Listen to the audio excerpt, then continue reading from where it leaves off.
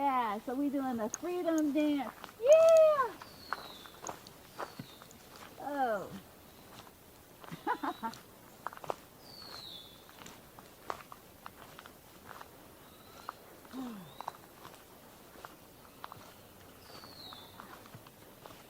It was a long way to freedom. 29 years. 29 years. And she was free.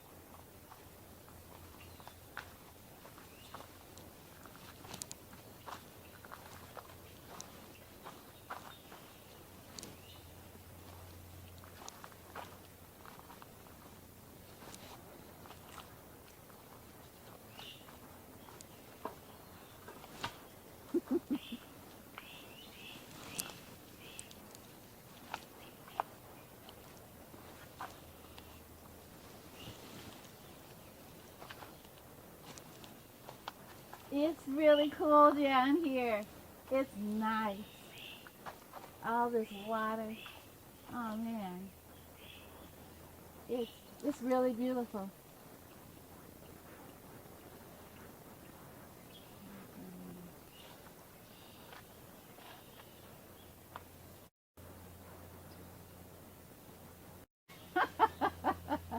Happy birthday, Sojourner Truth. Happy birthday.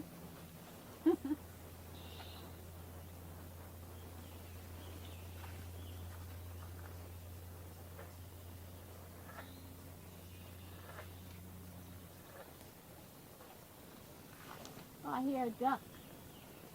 Oh,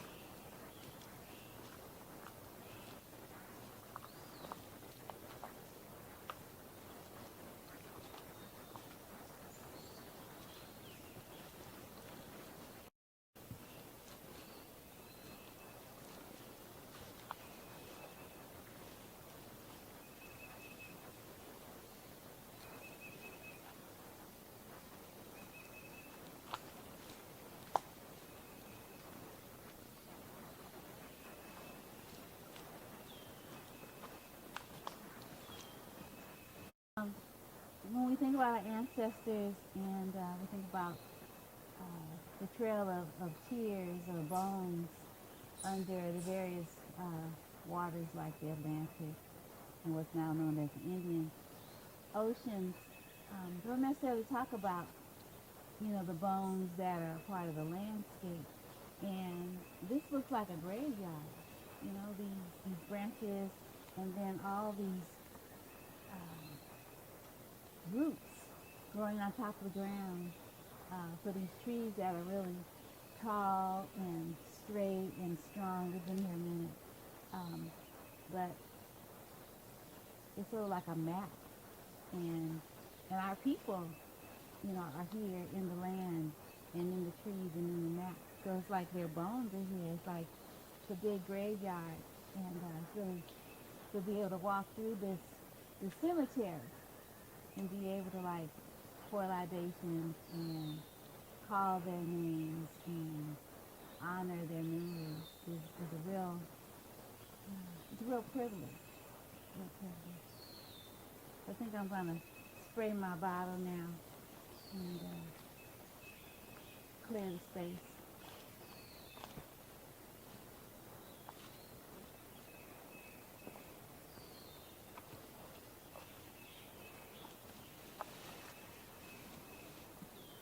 I might need to do both. Because these, let's see, so I think I want to go that way over there.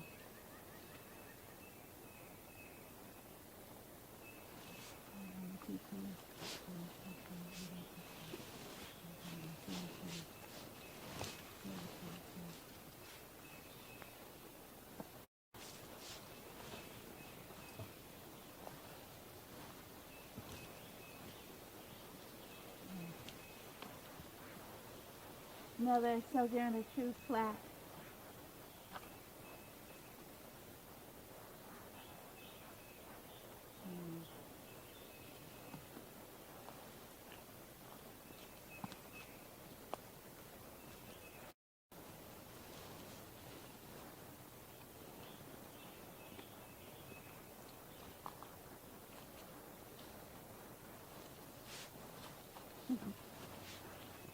I thought it was going to be easy, following in her footsteps, walking in the path that she laid down for us.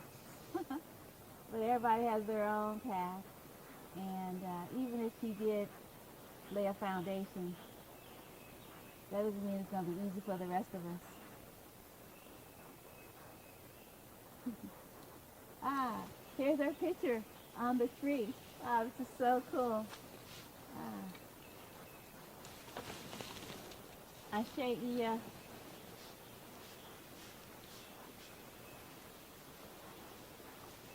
There's two more of her pictures up here.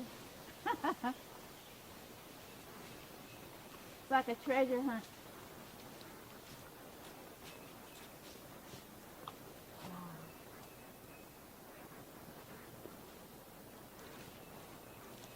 All these roots.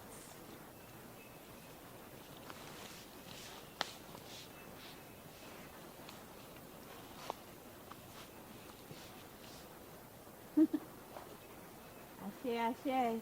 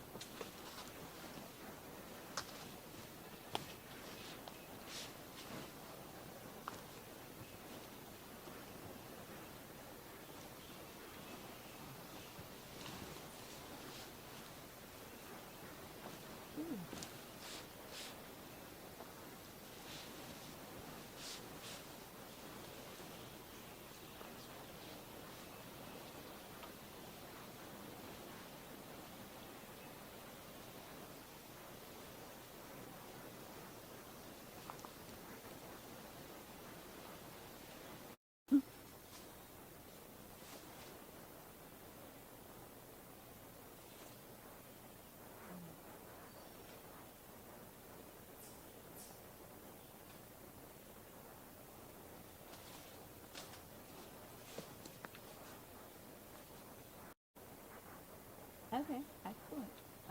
Let's just see where it goes. See where the path takes us. Because we got to cross over here again.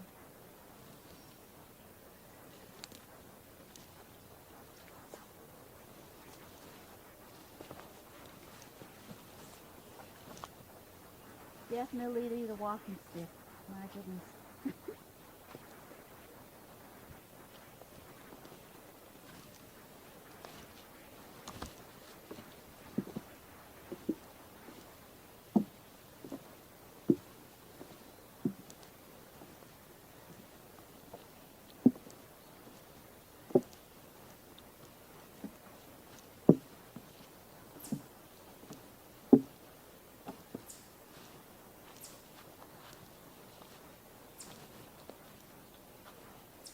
Ever made was strong enough to turn the world upside down.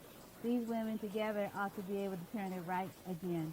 And now that they are asking to do it, the men better let them.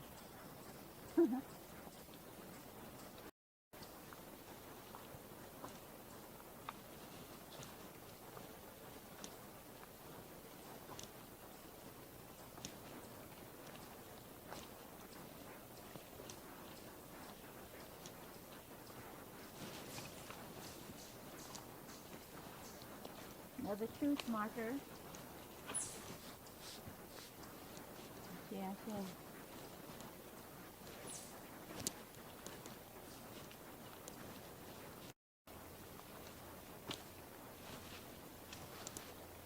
oh yeah, this is going now. It's going this way. Yeah.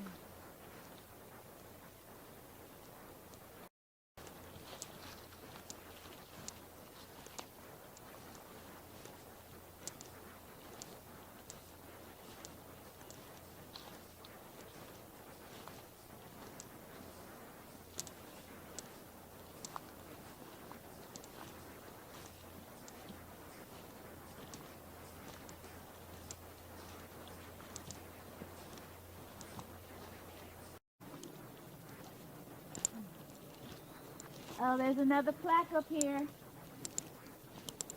And here's Sojourner on the trees telling us, keep on coming, folks. Keep on coming.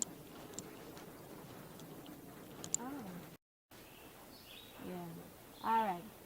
So this particular placard, Sojourner to Trail, talks about when she ended up getting, free, and the people that she was staying with paid $20 to her owner for the rest of the year. And I was just thinking about how she had to leave her daughters. She had daughters that she couldn't bring with her. She had a young son, Peter, and how men, in this case her husband, he ended up, being the person who took care of their children. And we don't talk a lot about men as nurturers, and men who stay behind and take care of the family for whatever reason. She was an elder, and she was 29 and in better shape than him.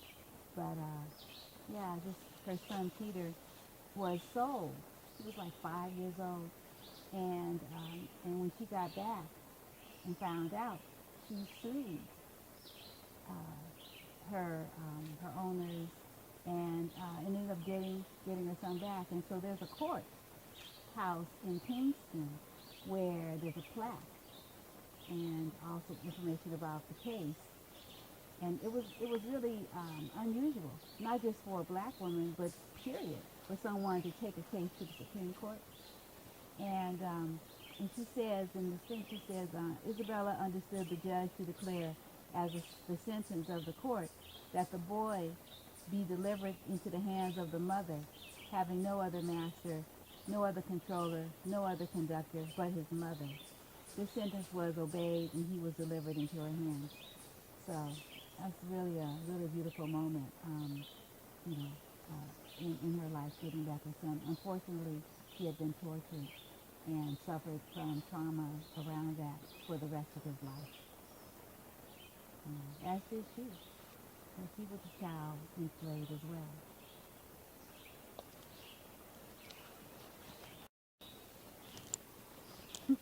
That looks like an underground railroad tunnel.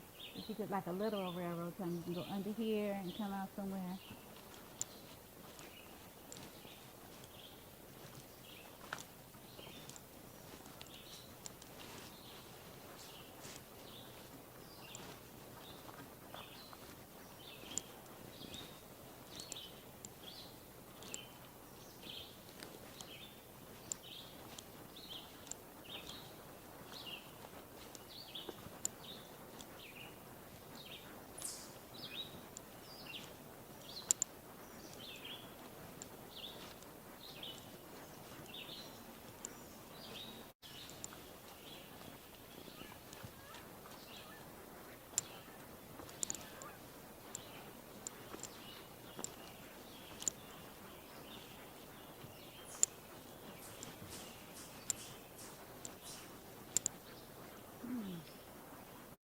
I was just talking to you about uh, Peter, Sojourner Truth's youngest child, who had been sold from New York to the South, and that was against the law because the year after she walked to her freedom, New York uh, discontinued slavery and then gradually supposedly phased it out. I don't know how that worked out.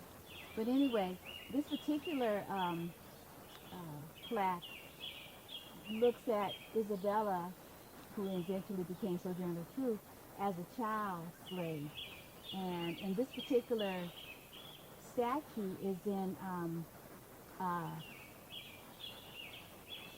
the Sopas, um, sort of like in a, I don't know, sort of a thoroughfare. And it's supposed to be the only monument depicting an enslaved child.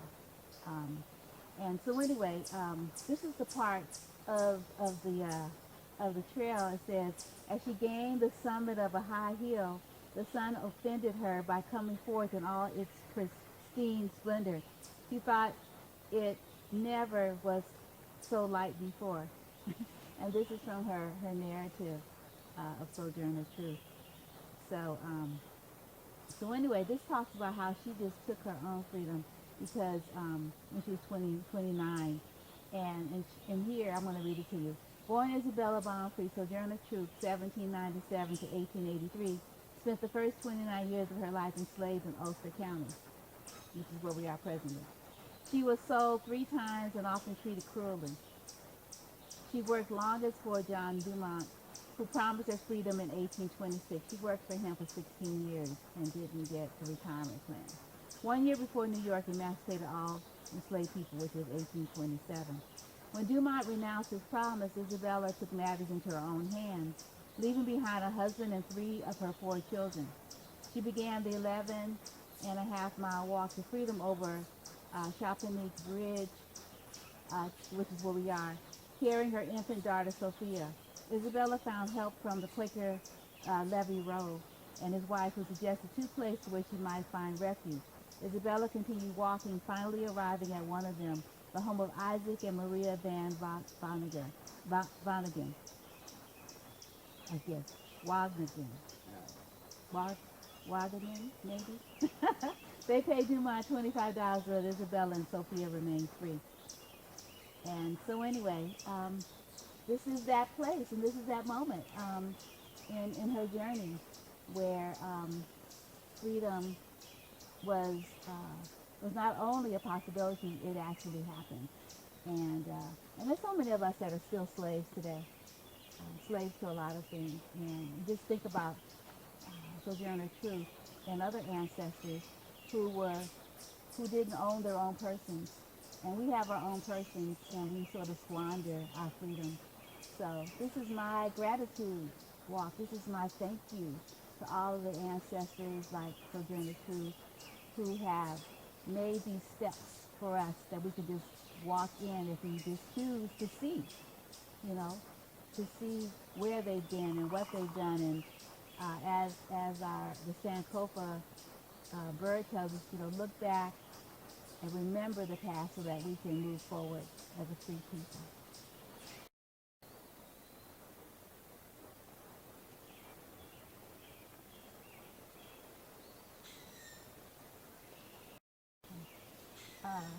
Since I've been here, I guess it's going into the 2nd week now, I found that Sojourner Truth have a lot of allies. And the reason why I wanted to come here is because this is her country. This is like Sojourner Truth country. And maybe she didn't want me to say that. ah, wow. Spirit is real.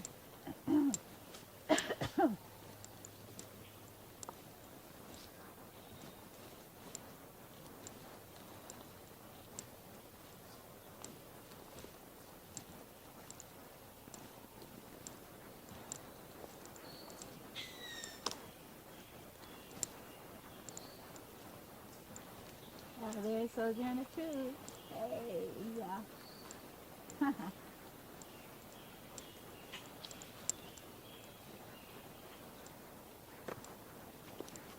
hill is going downhill. So I got to be careful. I'm glad I have a cane. And it's been a long time since I was 29. Because, Sojourner Truth was 29 when she was taking this walk to freedom.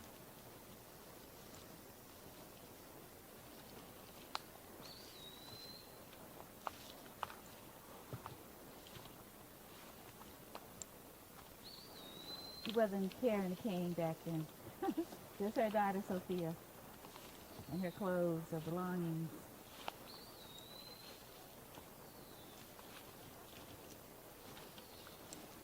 Right. You take your freedom at whatever age, 29, 16, 21, 63.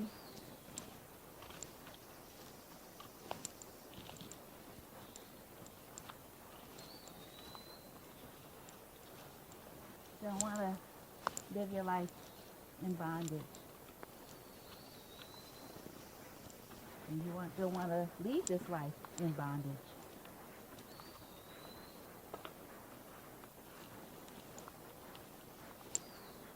Let's see now.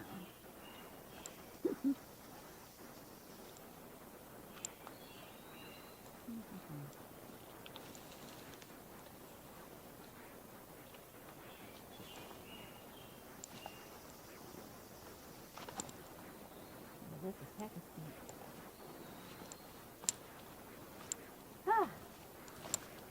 Down to the bottom of the hill, free at last. Free at last, free at last. Thank God Almighty, I'm free at last. Yes, we did it. Thank you, E.S. Sojourner, for taking this walk to freedom. We appreciate you, and we honor you, and we're thankful to you.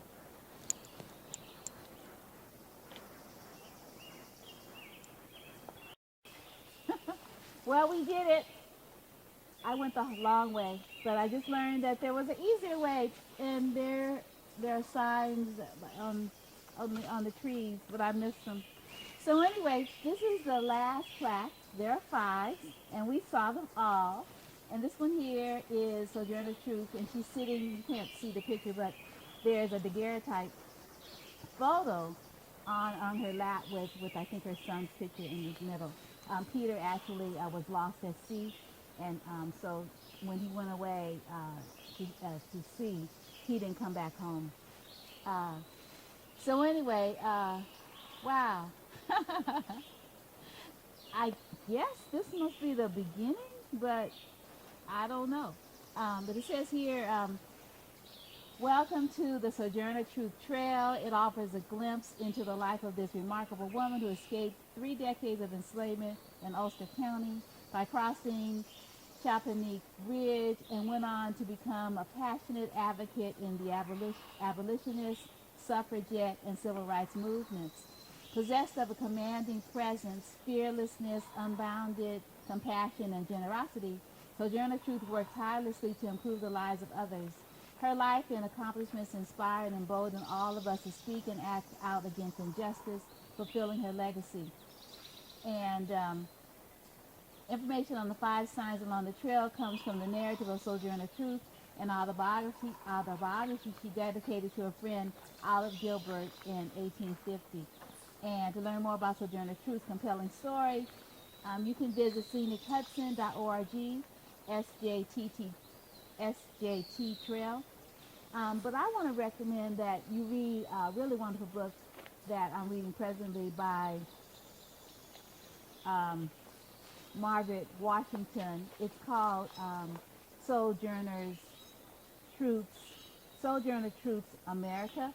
It's so awesome. And then another book I recommend is by Nell Irvin Painter, called Sojourner Truth, and it really unpacks the narrative. When I think about my father moving to San Francisco after living in New Orleans, which is where I was born, I think about Sojourner Truth petitioning Lincoln, the president. She actually is the first person of African descent who was enslaved to actually know 2 presidents. And so she wanted them to open up the West for formerly enslaved African people, and I say African because we weren't citizens, so we're African, not American. Um, so anyway, she wanted us to come west because there was more opportunity and less stigma and less, um, I guess, persecution. But that particular plan didn't work out for at this particular time. But I just think about, my family, living in the West and other people of African descent living in the West. And I just sort of think about her dream and her vision. And, and yeah, definitely, she is inspirational because, she had agency. She took herself from, being owned by other people. She said, that I belong to me and I am going to be free. And that was just really beautiful. And also she taught us to like listen to that voice inside, that true voice that's speaking to us, that's telling us what to do and what not to do, following that voice. Because that is the God voice, that is the true voice. And so there are just so many levels that she inspires me on personally. And I'm really happy that we got a chance to do just a little bit of the 11 and a half miles. And we didn't do 11 and a half miles, but, gives you a little taste because it's not an easy walk here. Just like her life wasn't an easy walk.